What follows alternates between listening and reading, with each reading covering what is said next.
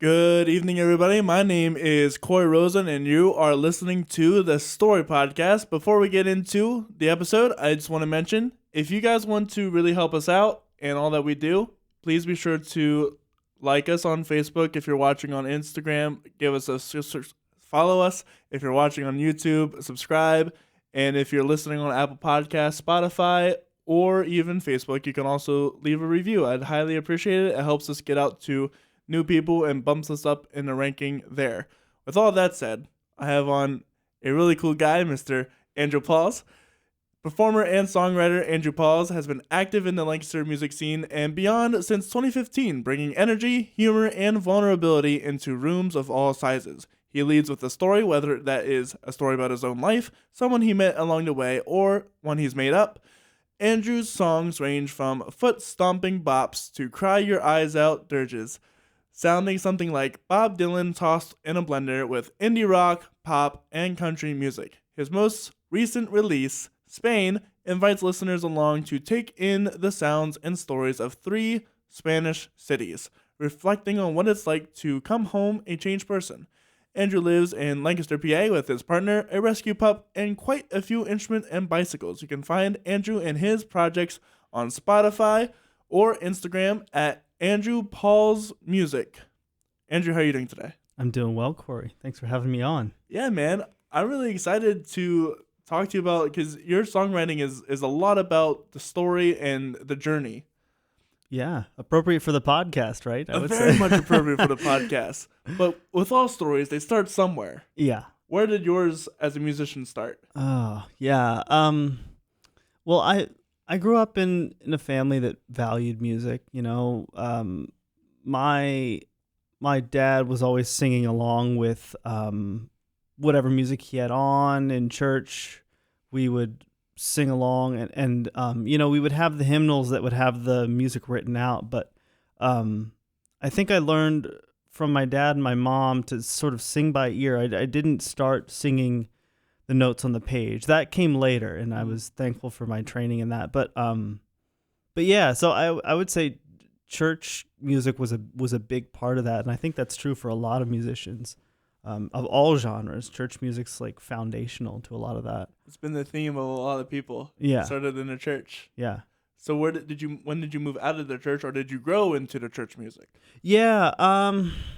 Well, I don't know if, you know, it's my music. I wouldn't say it's like specifically church music per se, but I think any music can be kind of church music. Like I think it still has, my songs have a spiritual underpinning that may not be so obvious. It's not specifically talking about a specific religion or, you know, promoting a certain whatever, but it's,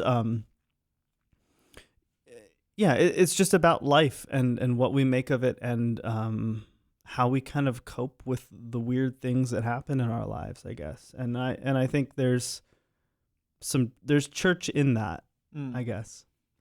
So out of church, did you pick up a guitar? Did you? Yeah. So I actually started playing guitar in church too. That was kind of my first opportunity to kind of play along with people and kind of follow.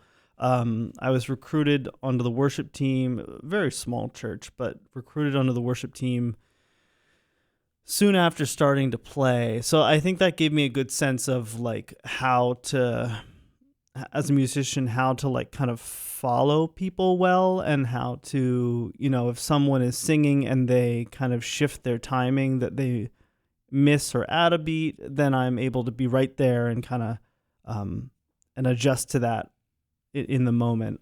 So I think that was a big part of that, just sort of watching and listening and figuring out how to be dynamic in that space. It's a very valuable skill. Yeah, Absolutely. yeah, I'm very thankful.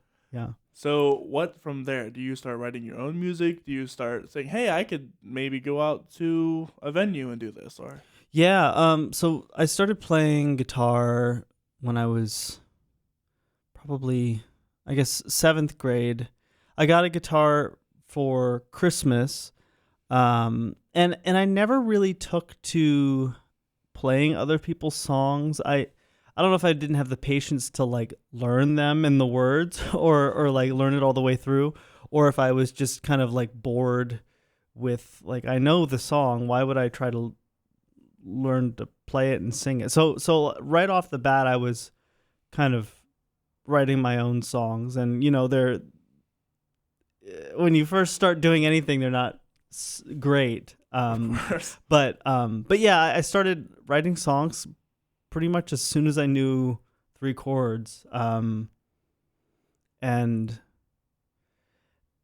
now I play other people's songs more often, but I always like to play them in a way that's a little bit different and unique, that still respects hopefully the sentiment of the song, but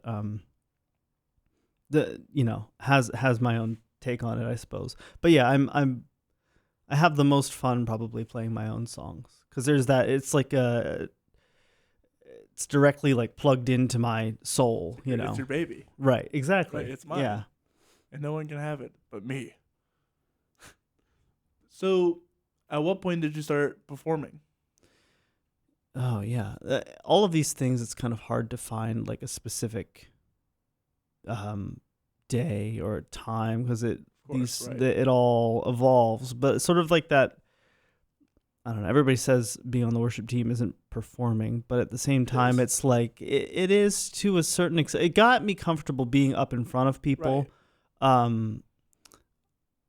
And in sort of a backing people up sense, and that kind of eased me into being able to play guitar and sing. I remember middle school. In middle school, there was a talent show every year towards the end of the school year, and I played a song, someone else's song, and really, really butchered it. Well, I felt like I butchered it. I think it sort of, I basically was aiming too high. Like the finger picking pattern was too difficult for where I was at to, I could maybe do it in my bedroom. Okay. But, anyway, that was a lesson, but I would say that's probably kind of my earliest memory of like performing a song. And then in middle school, I had a band that I was in. It was eternally frustrating because everybody else just wanted to, mess around, because we were in middle school, like, of course. Right. But I was always like, come on, guys, like, let's actually practice and, like, write songs and play stuff. Yeah, but everybody else was just like, let's play video games, or let's just, like, run around in the backyard. And it's like, I was mad about it then, but looking back, it's like, that totally makes sense. Right, like, not everybody's on the same page there. Middle schoolers kind of being middle schoolers. But as far as like playing out, probably, I guess my first time playing out was like at a coffee shop in New Holland for no money. I got a cookie, I think, and tips. It was really rough, but like you gotta start by. Yeah, I know. I was just trying to think of something other to say, but that's pretty much it. You got to start somewhere. Yeah. So I think that's probably most of it. And then college, played with a folk trio. 2 really solid musicians, Sadie Gustafson-Zook and Ethan Satiowan. Yeah, both great at their instruments. Sadie's an excellent singer. Ethan's an incredible mandolin player. And so playing with some people who were dedicated to their music and were very advanced in their playing, and they also had a lot of friends that were really, in the bluegrass scene in Boston later on. And so that really, I think it introduced me to some people who were interested in similar music that I was interested in. Yeah, I don't know. So that was kind of a boost and just encouraging, I guess. Did you go to college for music? Halfway. So I have a music minor. I have a music minor and a religion minor, and my major was Peace, Justice, and Conflict Studies. It's a mouthful. It's an interdisciplinary degree focused on conflict management, peace building, whatever you want to call that. Is that nationwide or individual focus? It could be kind of however you slice it, however you want to. Some people kind of used it as a pre-law degree, or you could maybe go towards a master's in international relations, or mediation as an alternative to serving jail time. So people use it all kinds of different ways. What's the way you chose? Yeah. So with a degree like that, it's great because you could do anything, but then it's also, you have to figure out where you're going with it, because it could be anything. So I started. Well, I know I wanted to work in the nonprofit sector because I wanted the work I did not just to be patting someone's pocket, but to be making a difference in the world, especially in relation to social justice, climate, things of that nature. So I started working at a nonprofit business loan fund called Community First Fund. They're still in operation here in Lancaster. They do great work.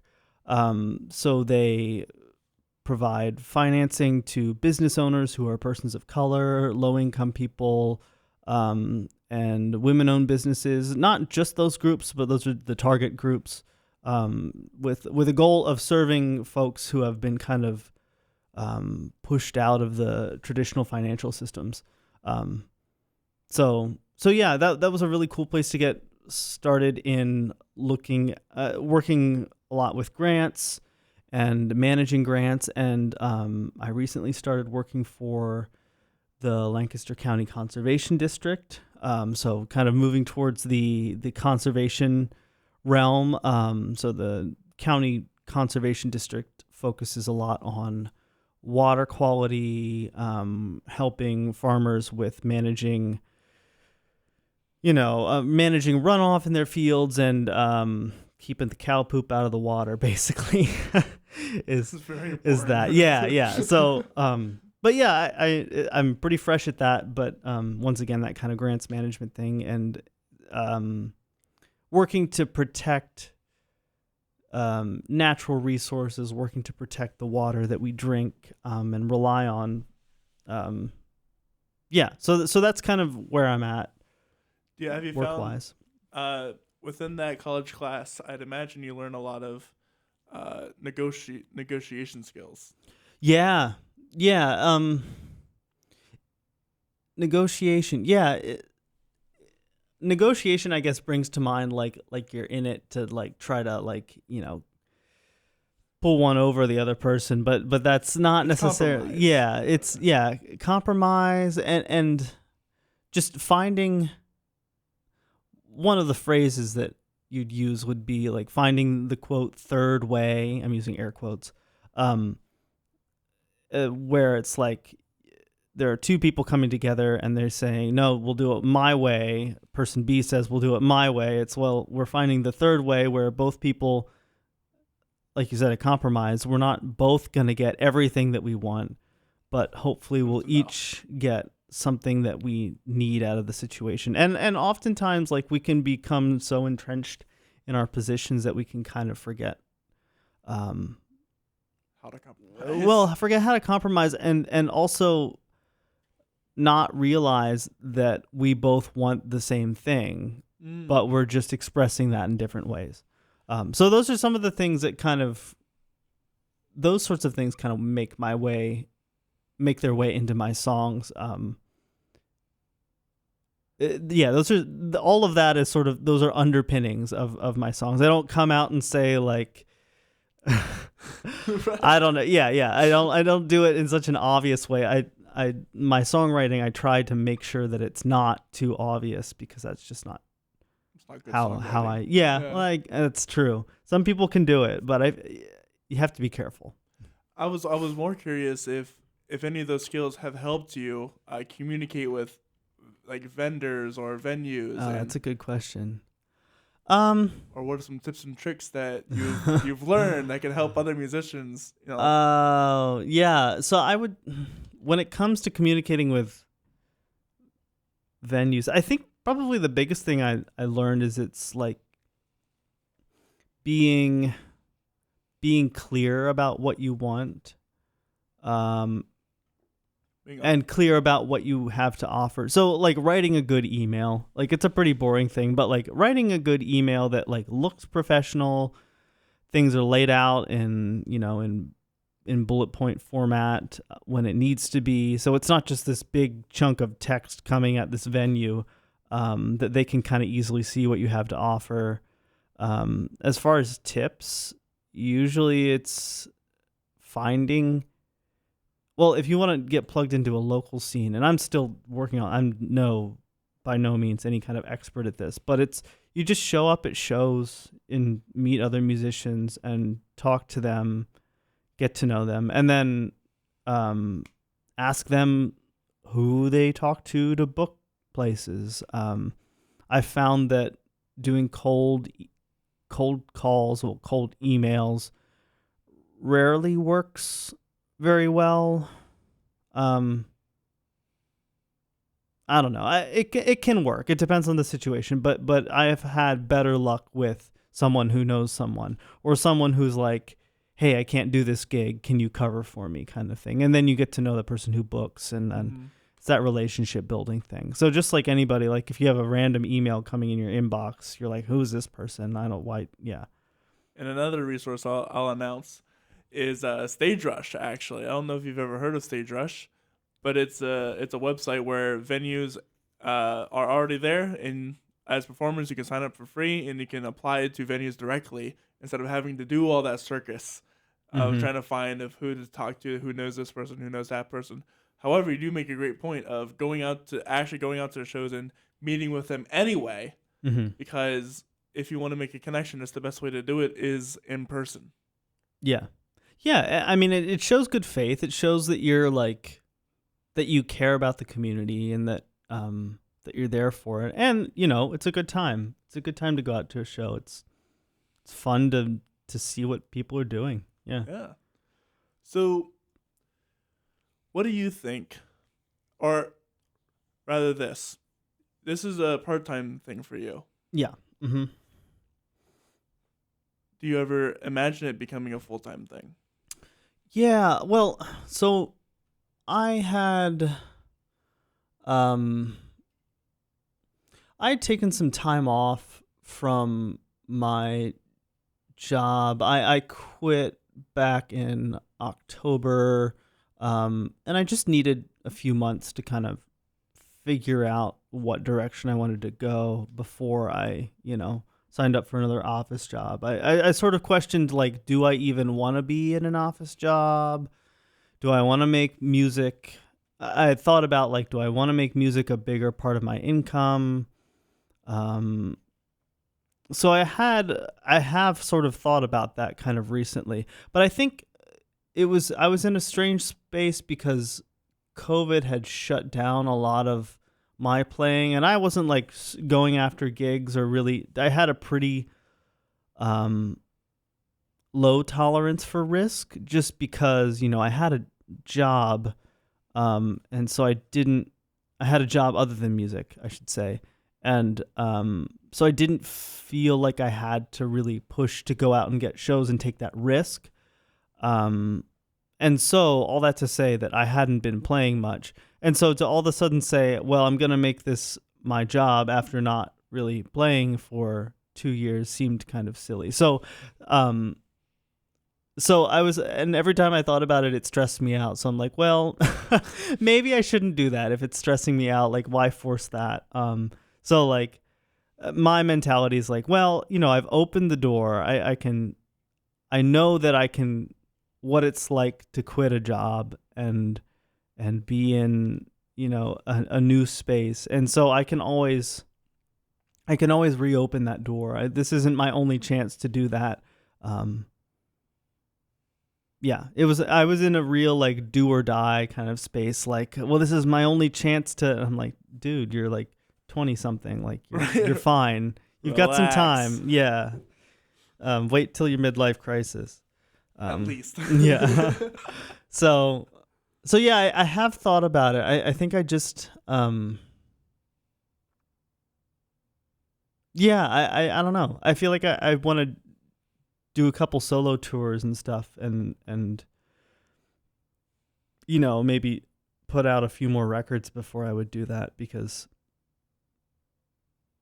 yeah, I'm happy where I'm at right now. Yeah, that's good. Have you ever done tours before? I have not a solo tour. I've toured with that folk trio I mentioned. We were called Theory Expats. So we were in music theory together, and then we were no longer in music theory, so we were expatriates of music theory. So we called ourselves Theory Expats. We tried to find another name, but we never could, so that's what we were. And so we did a couple tours. One we did, it was probably under 10 dates. I think we might have done like 6 or 7 different dates on the East Coast here, ranging from, we were in Thomas, West Virginia. We were here in Lancaster, played a show in Philly, and then we were up north. The farthest we went was it Vermont or Maine? We were in Burlington. Yeah, we were in Burlington, Vermont. I think that's the furthest north we went. And then some other things in between. Boston was in there too, because that's where my friends were living at the time. So, what were some of the challenges you had to overcome? Challenges. Yeah. I was just thinking about being in Burlington and how we didn't really have a place lined up to stay. Was it during the winter? No. Yeah. No, it was summer, like end of the summer. And so, I mean, it wasn't a huge, we figured it out. We just got a hotel room, but that's like a significant expense when you're on the road. Other challenges, I don't know. It's a lot of driving. It's just a lot of time in the car. And so it's long enough ago that I can't remember specifics, but like, I'm sure there were moments where like people were hangry, people were tired. So learning how to deal with that. And we got to know each other pretty well. Yeah. And so just knowing, well, Andrew needs a granola bar, and then we'll be okay kind of thing. And like knowing that I need a stash of granola bars. Yeah. That's always a good thing. If you're ever going out on a road trip or even a tour with other people, make sure, wait a minute. What is going on here? Did our feed cut out?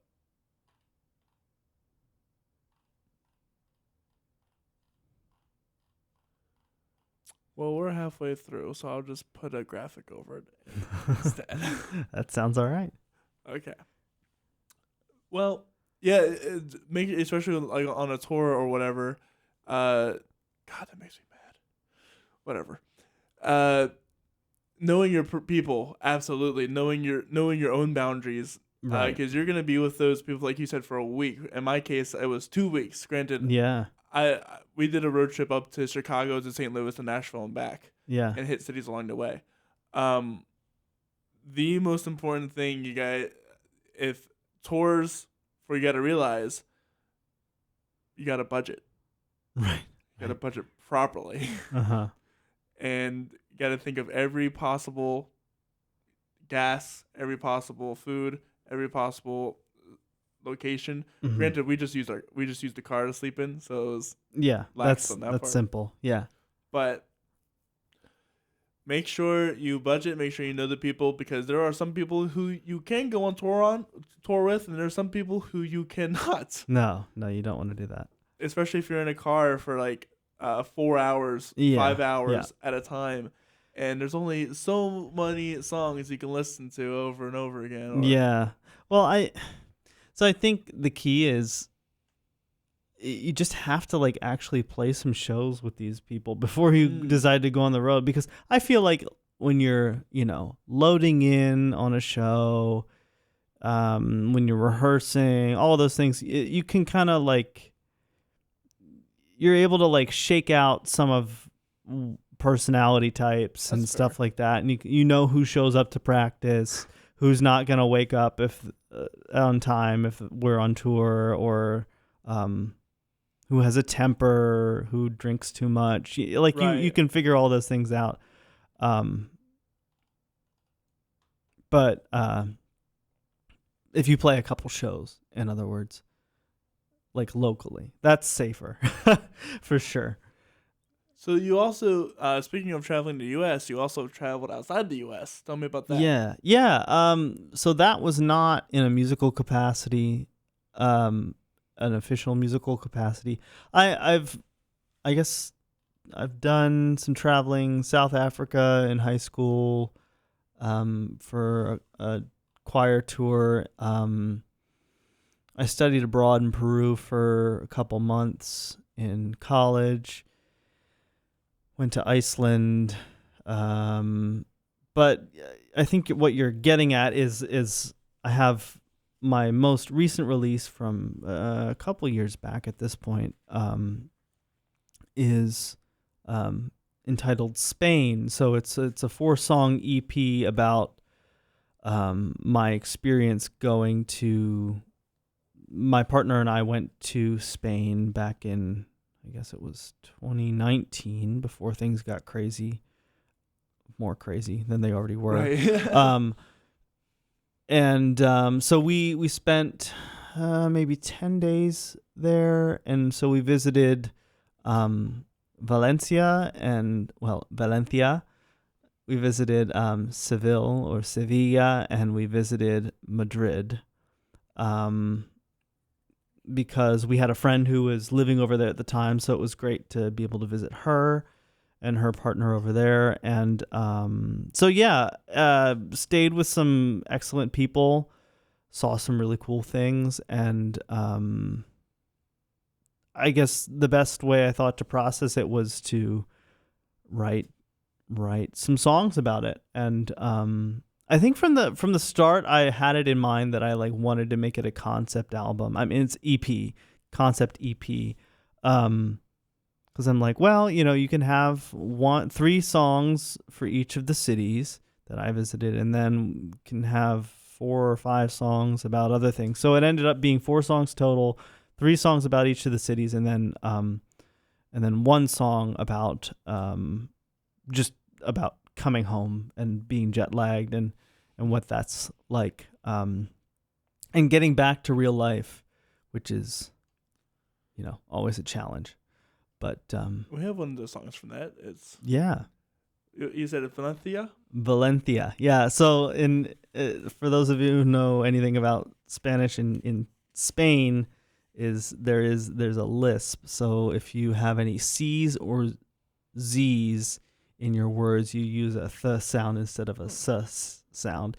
I'm not the authority on this, but I think pretty much everywhere else it's just an S sound. But yeah, if I remember correctly, I think yeah. so. And there's also different languages within Spain, just like Castile, right? that whole Yeah. area as well. Catalan. Yeah, Catalan. Yeah. Yeah, I don't know any of that, but why did I say Castile? That's not even. Castellano is what. So when I was in Peru, they would call Spanish, or certain people would call Spanish Castellano. I wasn't sure about all the background on that, but so we have Valencia. This is about our Valencia. Yeah.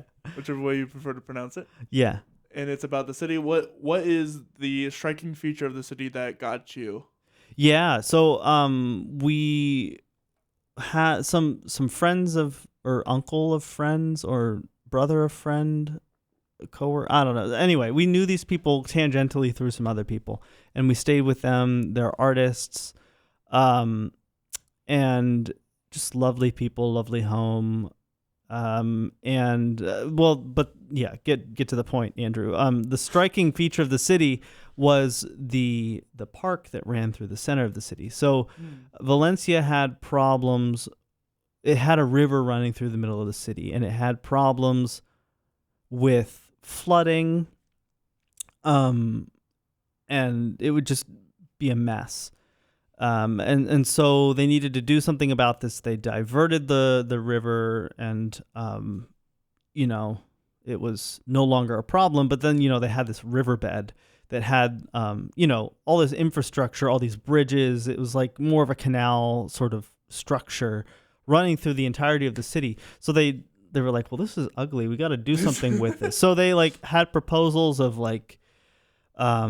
somebody thought it would be a good idea to make it into a highway. But what they ended up doing is turning it into a park that runs pretty much the entirety of the city. So I remember looking at Valencia on Google Maps and being like, what is this green thing that is running the whole length of the city? It's a park. So there are walking paths and biking paths, and you're in the riverbed. So you look up and you can you're going under bridges, and street level is maybe a story and a half above you.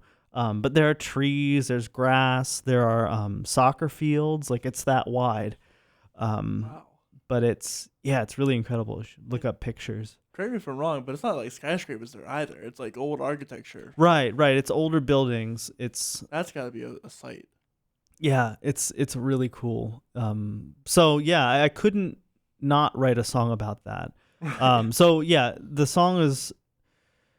I did a really complicated thing where it was I have to name the song The City, but then I also have to do in parentheses the words that are recognizable to the listener. It just got really unwieldy. I don't know if I'd do it again, but so the name of this song is Valencia, and then in parentheses, I used to be a river, because it's sort of this journey of singing from the perspective of the rain, of the park, and then sort of thinking about how we are made up of water, which is the really scientific thing. But I also think it's a really beautiful thing to think about. In my work right now, water quality is so important. And it's we are made of water, and so we should care about water. What's the quality of your water? Yeah. Yeah, there you go. Yeah, I forget what's the percentage. It's 75. Yeah, something like that. Really high. With that said, this is Valencia. I used to be a river by Andrew Pauls.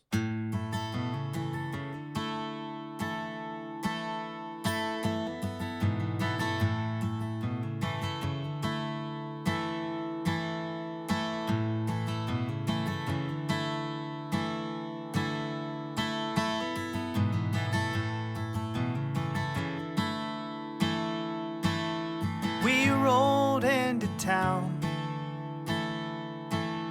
High-speed train caboose was towing clouds. We slept with hearts so full. The rain sang as it filled the swimming pool.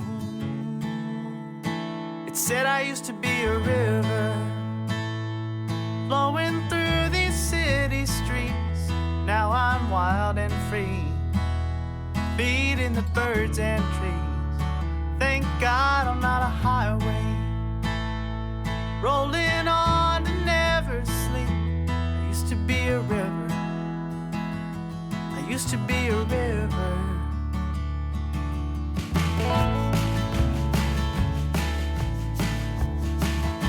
We walked through the park, saw the rain last night had left its mark. Memories stick around, and memories fill the puddles on the ground. They said I used to be a river, flowing through these city streets. Now I'm bright and green, home to the birds and trees. Thank God I'm not a highway, rolling on to never sleep. I used to be a river,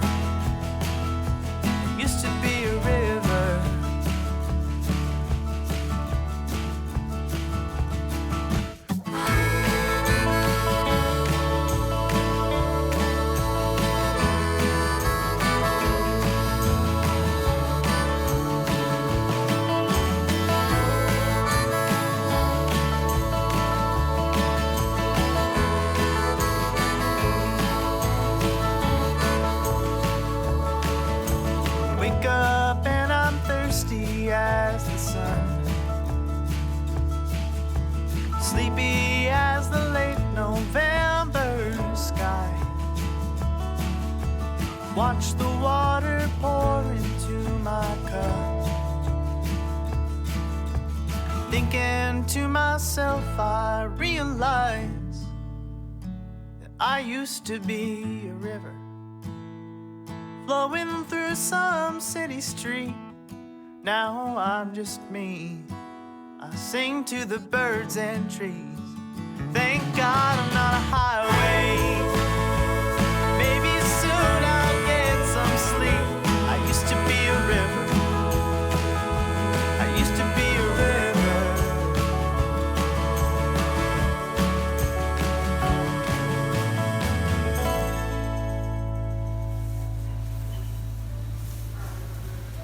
It reminds me that song of there's used to be this really big highway. I think it was in Germany or the Netherlands.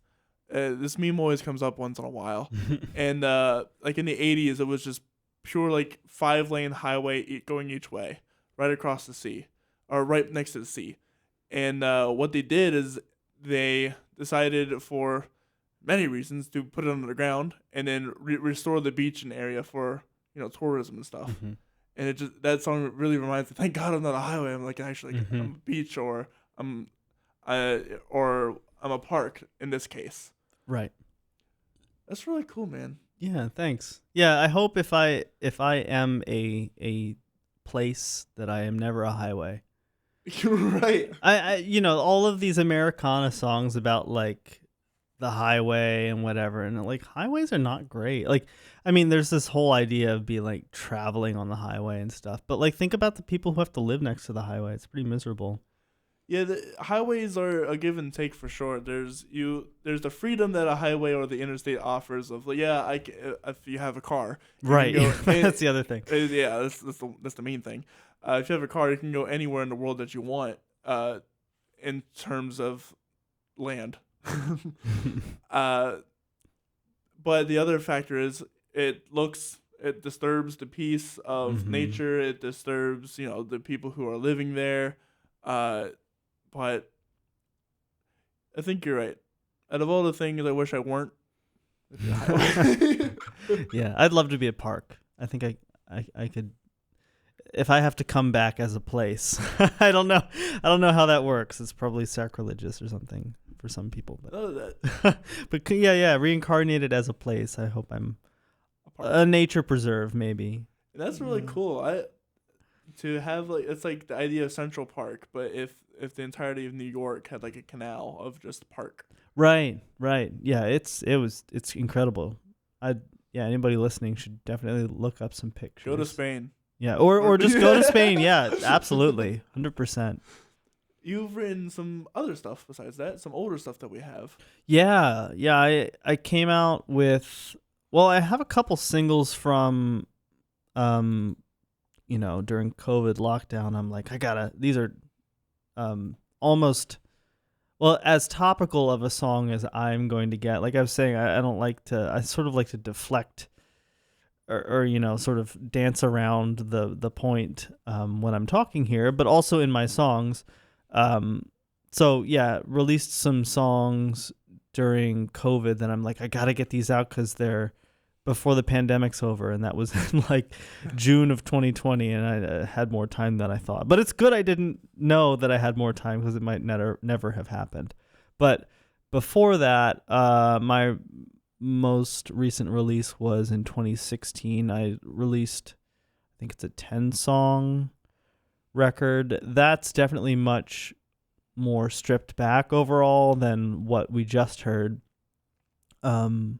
Sort of recorded in a friend's attic in college, sent it to somebody to mix and master, and then printed some CDs with some artwork by a college friend. So yeah, very homegrown process, actually, as was Spain and the other recordings.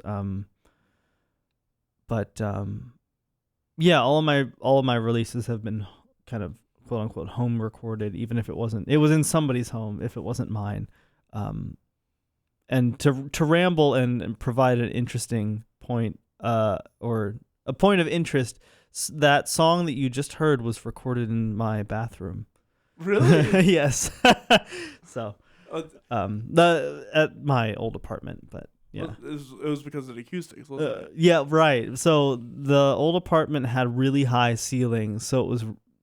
If you try to record something, it would be really boomy, and so the bathroom was the smallest room, lowest ceiling, and I was able to put blankets up, but it was cramped and kind of a headache. Anyway, sorry, that was a big old bunny trail, but sometimes you have to do that, especially if you're a homegrown musician that can't afford like a recording studio. Yeah, for sure. You gotta do what you gotta do, and if you got to set up your space in a bathroom, no one's going to know that unless you tell them. No, and I like telling people, though. Yeah, and it's also really funny because people are going to be like, that sounded great. And you're going to be like, yeah, I recorded it in my bathroom. And they're going to go, sorry, what?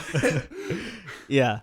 Yeah, well, I sort of did the math, and I'm like, well, okay, one studio session to do the things I want to do is probably going to cost me about as much as if I buy some recording equipment and do it myself. I didn't actually run the numbers, but that was my estimation. And, I still have the recording equipment, so I can continue to record some things. Yeah. Anyway, so what you're getting at is this song that I recorded back in 2016 in my friend's attic. This song I wrote while I was abroad. The other one I wrote about being abroad. This one I wrote in Peru. I'm not really sure where it came from, but yeah, I wrote it while I was in Peru. This is Bells by Andrew Pauls.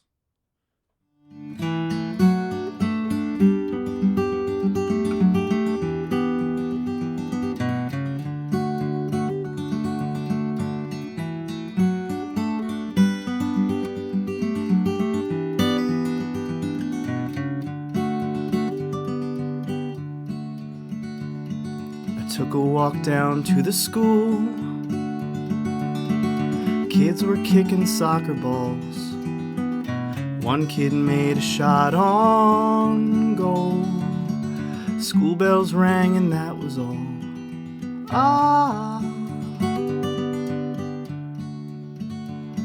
I took a walk down to the church to join the other people there. People in a lifelong search, and the bells rang as a call to prayer.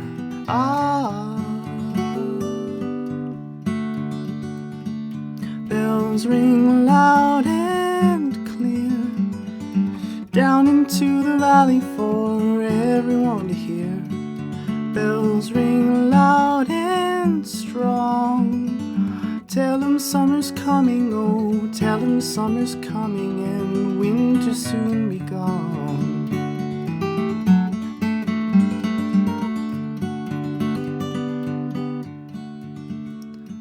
I took a walk in an open field, heralding the dawn of spring. To the long grass I would steal, in the air the bluebells seemed to ring.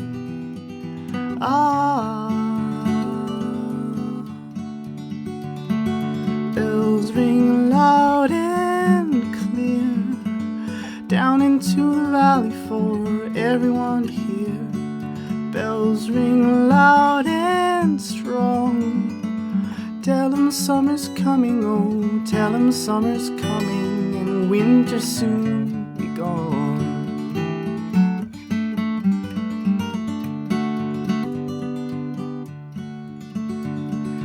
In the meadow damp and green, cows and sheep graze placidly. Birds are tuning in the trees, cattle bells join in the melody.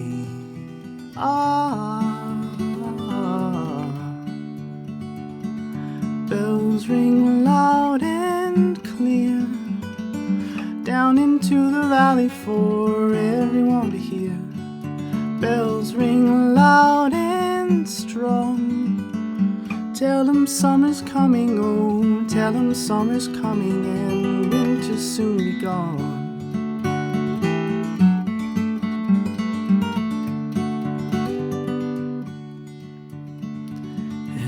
when the bells ring for my death. Don't let them ring sullenly. Let them sing the depth and breadth of a life lived most fully.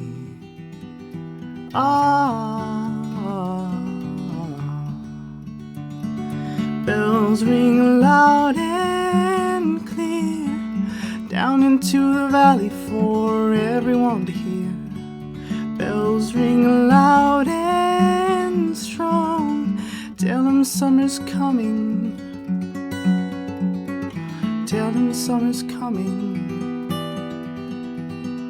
Tell them summer's coming. Tell them summer's coming, and winter soon be gone.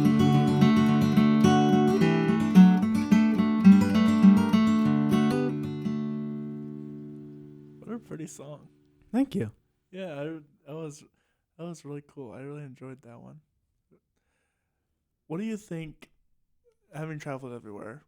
Not everywhere, but go for it.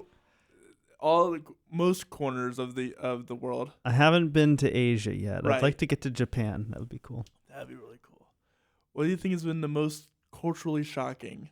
Oh, geez. Culturally shocking. I don't know if I can name one thing or one incident, but like just a general sense of personal space is different, I think. I'm especially thinking about Peru or Latin America, just traveling public transit there was very you sort of like all these different bus companies were running. There wasn't like a centralized bus company. So you would all just sort of like, there's like you call them a combi, I guess would be one name for it. And it would be like a big van. And you'd just pile in, and it's like, you knew that it was going where you needed to go. And you could sort of take your pick. And so, yeah, I think like personal space, it was just like y'all sort of just this massive humanity on the bus. You didn't all have your own little seat. I mean, there were seats, but it was like, bench. You're sharing a bench seat with a stranger some of the time. So I guess that was one thing. It was different. Like in the States, we like space. Like we, our own house, our own whatever, and like you like a whole, if you're sitting on the bus, you get both seats to yourself, right? Or the train or whatever. But and even then, speaking of like Latin America, it's very much come here, mwah, mwah. Yeah, kind of that's too, right? That's a good point. I didn't like directly. No, I guess I did. But like meeting people for the first time. Geez, it's a long time ago. I'm trying to remember what the greetings were like. But yeah, very warm and more physicality than meeting strangers here in the States. Like meeting strangers, you maybe shake hands. Right. Or at least a fist rather than bump like, or yeah, right. Rather than like a hug and right. There was some cheek kissing, I do believe. Or like, you.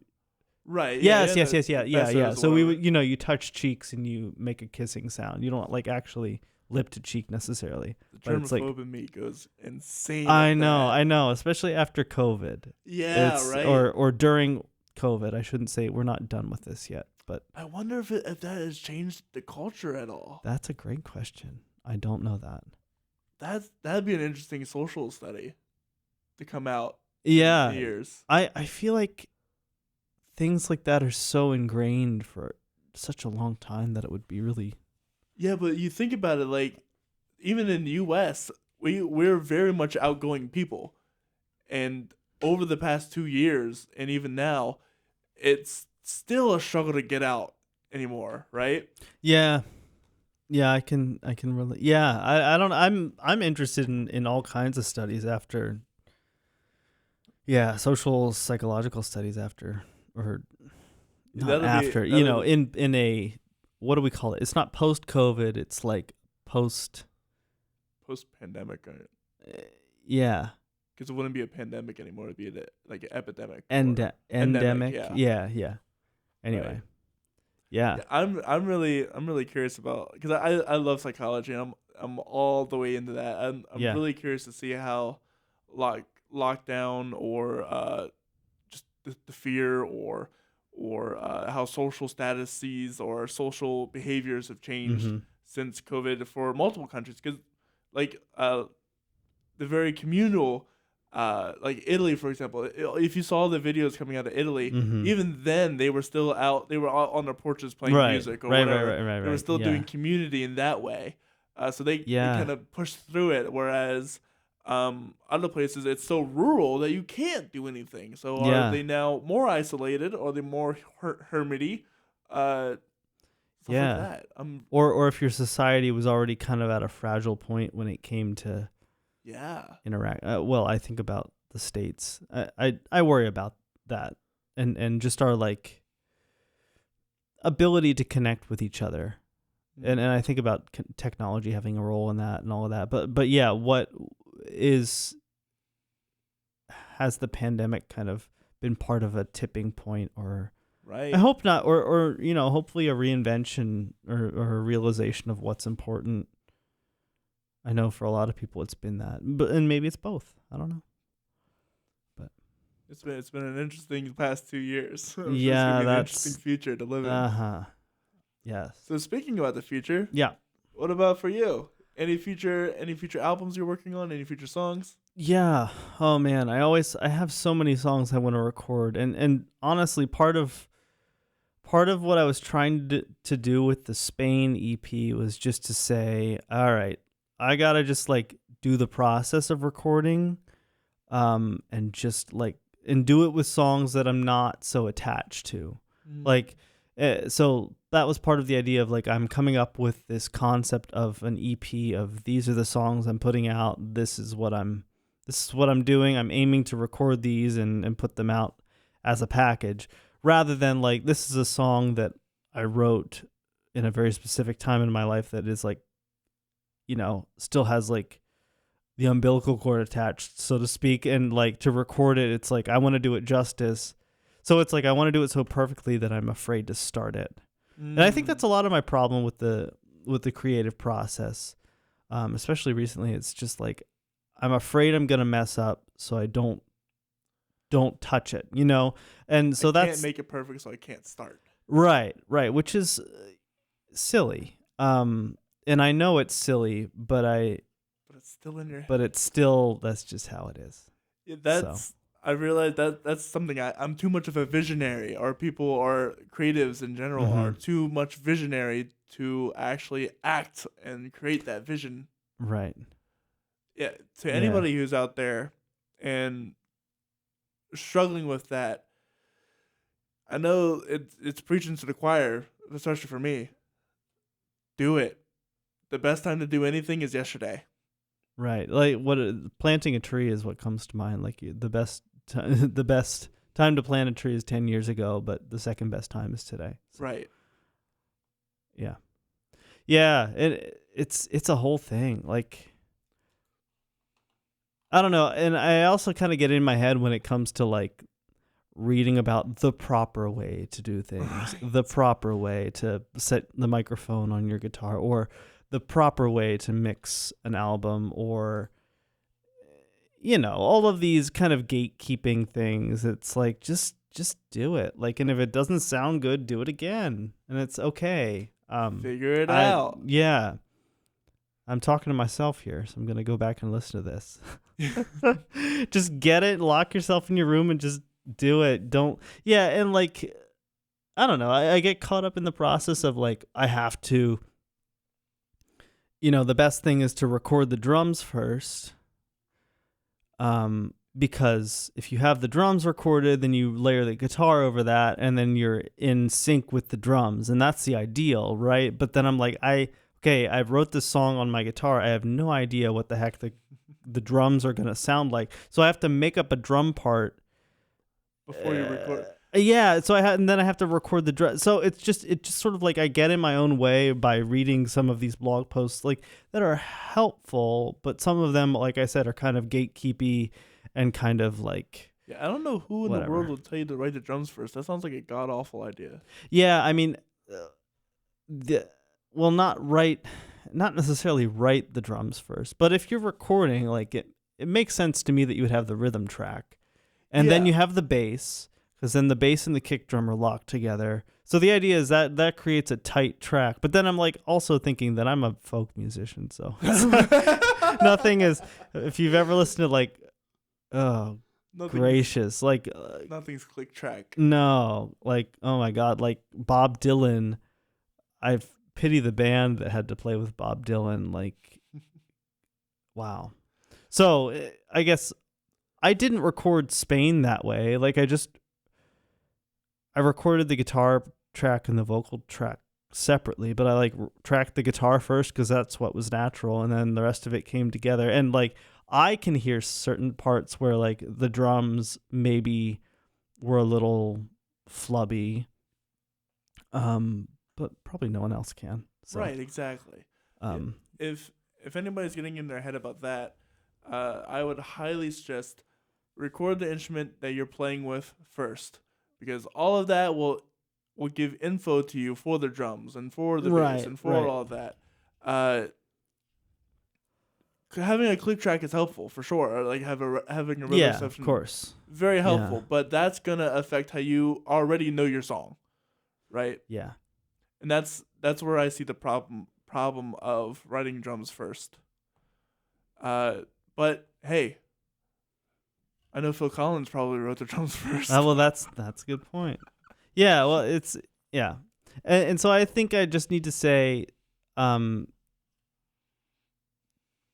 forget about what anybody else is saying about how to do anything, and just do what feels natural. Yeah, because I'm having a hard enough time even doing it at all. So I should just do it, not the easy way, but like do it in a way that makes sense to me. Yeah. You know, do it the way that you want to do it, because there is no right way to do anything.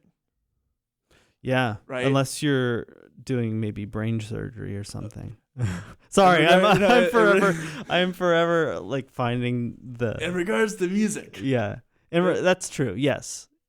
When it comes to art. Everything theoretically. Is He's like, listen, there's music theory and there's all this. No, yeah. You're right. There isn't, and if you do it and it doesn't turn out like you want it to, then you just move on to the next thing or do it again. I think my fear is it's like, I don't know. I want to do the songs that I love justice, and I want people to hear them how I hear them in my head, I guess. And so how do I get it out of my head, you know? And I don't know. So it's like that is like trying to meet an impossible standard, because everyone's subjective and everyone's different. And everyone's going to hear it differently. Yeah. And so anyway, it's a whole thing. I'm curious. What is one of the best pieces of advice? What's the best advice you've ever been given? Best advice I've ever been given. Oh, wow.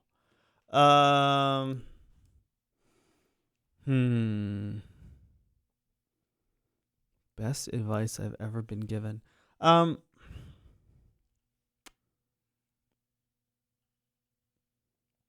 don't know. Don't pee into the wind.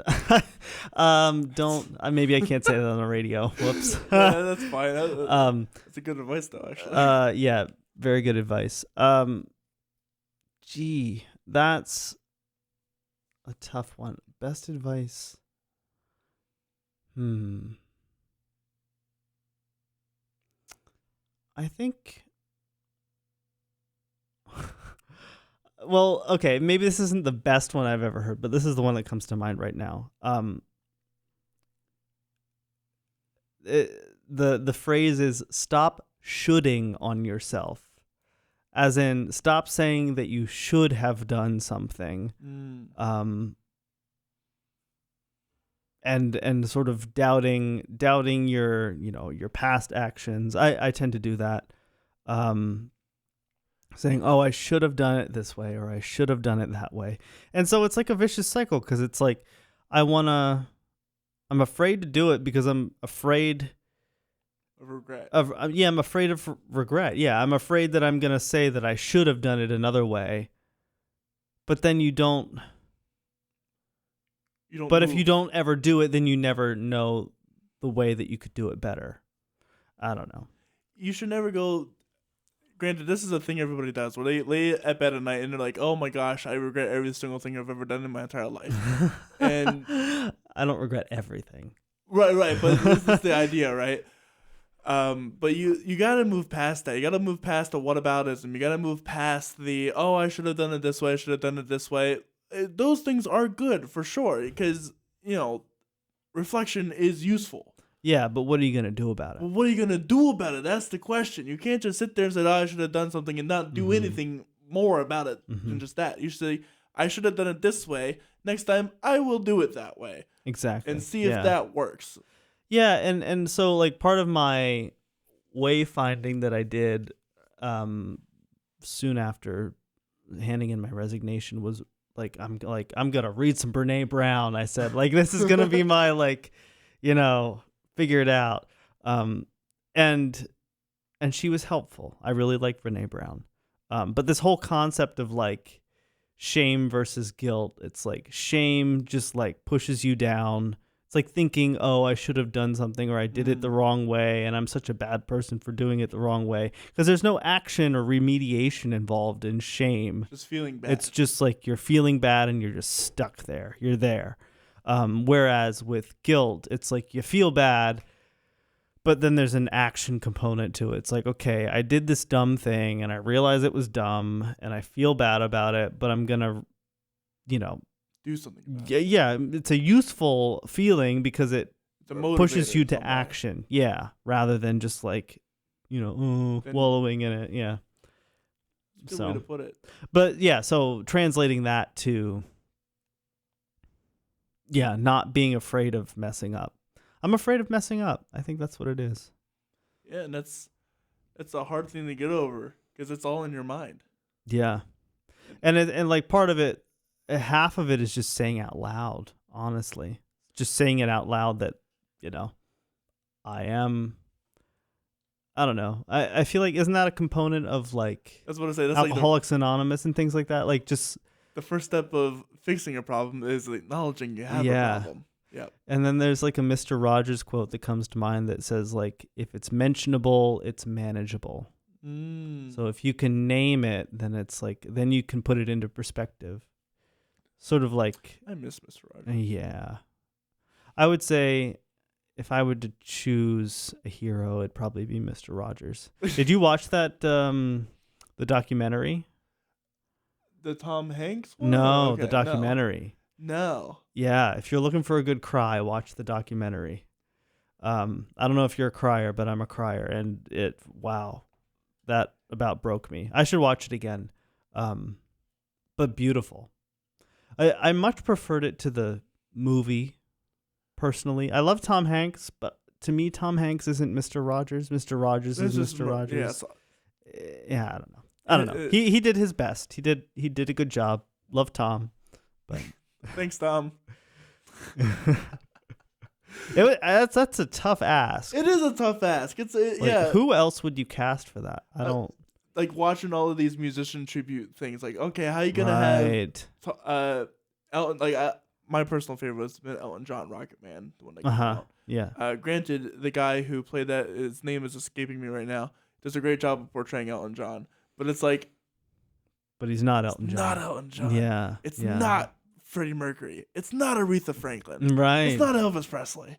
And I haven't even seen that movie yet. And like, who else could I go on about? It's not Lincoln. It's not. Granted, I don't think anybody from this time. Yeah, right. Like I haven't seen like a YouTube video of Lincoln's Gettysburg Address, so it's like didn't grow up watching Lincoln. Yeah. Yeah, it's a tall order to like represent somebody who actually lived and yeah. was and sometimes still is. Yeah, right. Especially if someone hasn't died. Like, how do you? Wow. That's what I was most curious about Rocket Man. I was like, they really did make a documentary about a man who's still living. Yeah. And I was like, I wonder how that came about.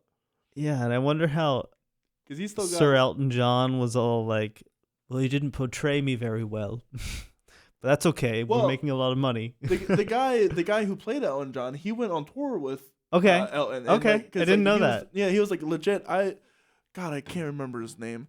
But he actually got that job actually from being the gorilla in Sing. Huh. And because he was the gorilla in Taron Egerton, that's his name. And he played the gorilla in Sing. And have you seen that movie? No, I haven't. So it's basically this what are they called? Song cycle of popular pop songs, and it's like a musical thing, blah, blah, blah, whatever. And the gorilla chooses I'm Still Standing, and he sounds pretty much like Elton John. And so that's how we got Elton's the like, movie. you hired. You Wait. hired. I don't even know if Elton was all that involved with the movie either. That's the thing with these things. You just don't know. Right, but he did well enough that Ellen said, "Come on my last tour." Yeah, right. And sing along with me. So that's pretty cool. That is cool. Yeah. So there was at least that stamp of approval. So back to you. Yeah. What is, do you think, one thing that you know now that you wish you had known when you first started? This could be related to your education, your music, your... Yeah. One thing I think probably would have to do with like booking venues and knowing my worth too. I think I am grateful to other musicians who ask for what they're worth and don't play venues that don't pay well. They just don't have time for it. And I'm like, wow, that's impressive. Like, I could do that. So like, back to that coffee shop gig where I played for a cookie. Maybe I would counsel myself to like, okay, yeah, maybe do that one time, right. or like maybe play in front of friends and family instead of doing that if you need practice or whatever. But yeah, just like knowing your worth, knowing monetarily, but also like knowing that that what you have, if you think it's good, it's probably got some good things going. I think that's probably every artist that suffers from like, am I authentic? Am I just a fake? Am I is this actually good, or is it all in my head? So if I encountered myself, I would assure myself that the things I'm doing are actually good. And I would also encourage myself to like find someone who could be like a quote unquote objective listener and give me feedback. And I that would be another thing, like just being open to feedback. 'Cause along with that, like fear of messing up, not, is like that fear of feedback too, that because, especially with songwriting and singing, playing a guitar piece that has your ego and your soul involved too, just like instrumental, but like there's something about your voice and writing your own lyrics and singing your own songs that there's like I said, the umbilical cord still attached there. So like having somebody criticize that, or even if it's constructive criticism, is just like really hard and scary. So I think also just I would counsel myself to like find safe people to show songs to that I know could give me honest feedback, and just being open to that feedback too. Yeah. Find yourself a mentor even.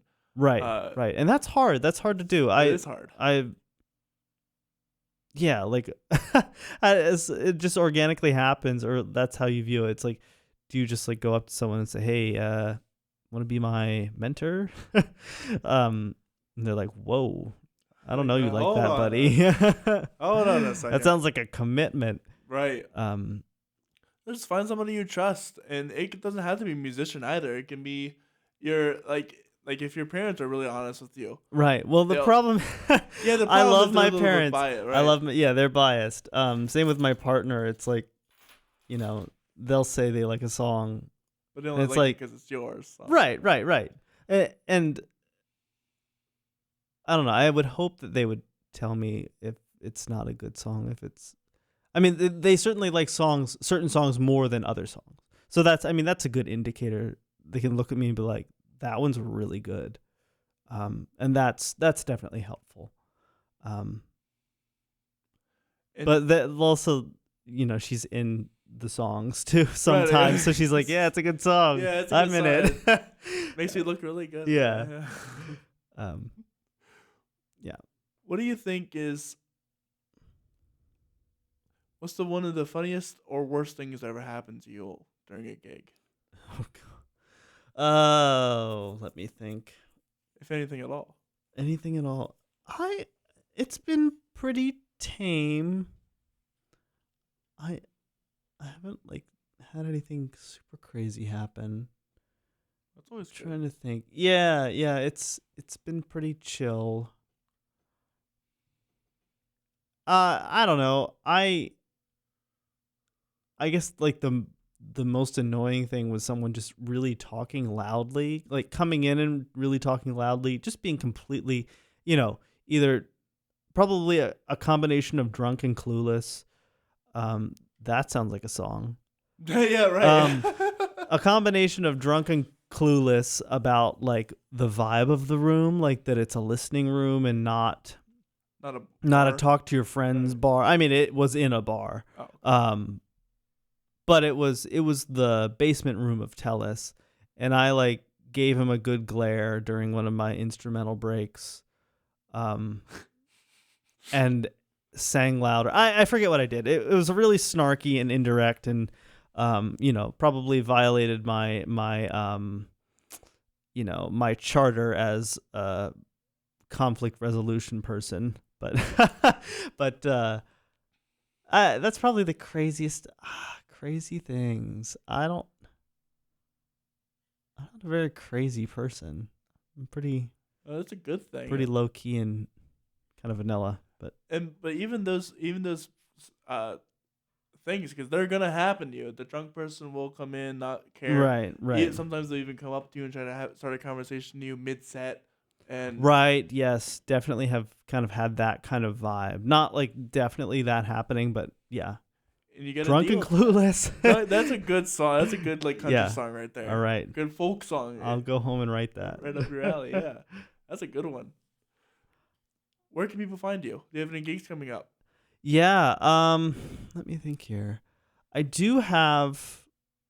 have a house show gig happening on what is Saturday the 8th or Saturday the 9th of October. Saturday would be the 8th. Would be the 8th. Okay, so Saturday the 8th of October at a friend's farm, so people can hit me up for that. I'm not going to say the address on the air here. But yeah, if people want to, anybody's welcome to come to that. I'm going to be playing with another musician named Jessica Smucker, similar singer-songwriter type. She was actually recently featured on WITF Music. That's cool. Yeah. So we'll be playing together. Other than that, I don't really have a whole lot of things lined up that are public shows. But you can find my recorded material anywhere you stream music. Be that Spotify, Apple Music, Tidal. Find them on Instagram as well. Instagram too. You can find me on Instagram. Yeah. So my handle there is at Andrew Paul's Music. And my website is andrewpaulsmusic.com. And Spotify is Andrew Paul's. So if you want to follow us, you can find us anywhere searching up The Story Corey Rosen. That's CORYROSEN. Make sure to follow, like, subscribe, share with your friends. If you really want to support us, leave a review, rate us on Spotify, or review us on Apple Podcasts and Facebook. If you want to check out all of our future guests and events, go to our Facebook page, facebook.com/The Story Corey Rosen, and you'll find out all of our future guests. With all that said, I hope you guys have a wonderful rest of your night, and we'll see you guys later. Bye.